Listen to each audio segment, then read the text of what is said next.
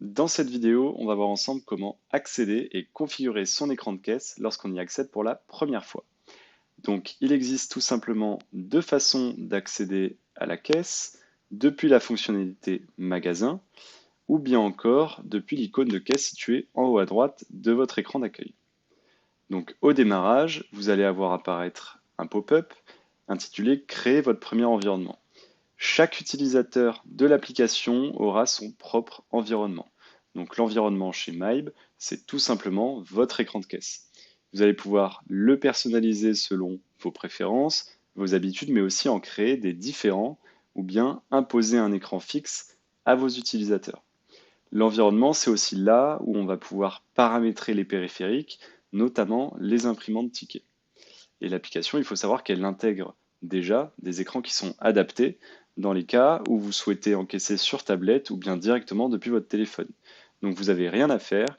Si vous vous connectez sur votre application Mybe depuis votre téléphone, vous allez remarquer que votre écran de caisse il est plus épuré et plus simple pour que vous puissiez facilement faire des commandes, encaisser en mobilité, envoyer des factures par mail directement à vos clients depuis votre téléphone. Donc, comme chaque environnement est entièrement personnalisé, il faut lui donner un nom.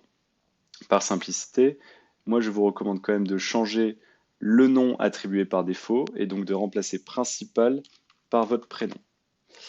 On va ensuite sélectionner un fond de caisse. Donc le fond de caisse, c'est ni plus ni moins qu'un tiroir caisse où vous allez sécuriser les encaissements en espèces. Vous pouvez en avoir un ou plusieurs dans un même magasin, cela dépend de votre fonctionnement, et donc gérer avec plus de sécurité toutes les espèces. Ici, je sélectionne fond de caisse 1. On peut cliquer sur affecter l'environnement au poste en cours si l'on souhaite que l'écran de caisse soit à chaque fois le même quand on se connecte sur l'ordinateur ou la tablette ou le téléphone qu'on utilise. Autrement, on peut faire directement enregistrer. Donc cet écran de caisse, il est divisé en 4 grandes parties. Sur la droite, on va retrouver ici mon catalogue article où tous les produits sont listés.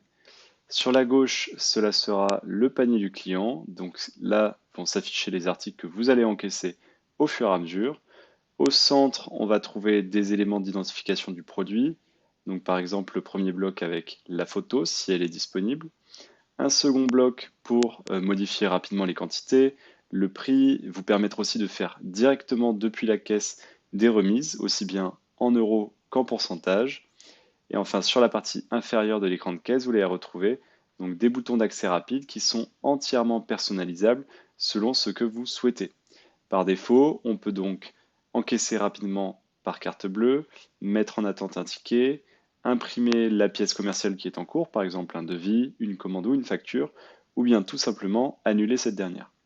Et enfin, sur le haut de l'écran de caisse, on va pouvoir directement identifier le client que l'on encaisse, choisir le document entre un devis, une commande, une facture, un ticket ou bien même faire des avoirs.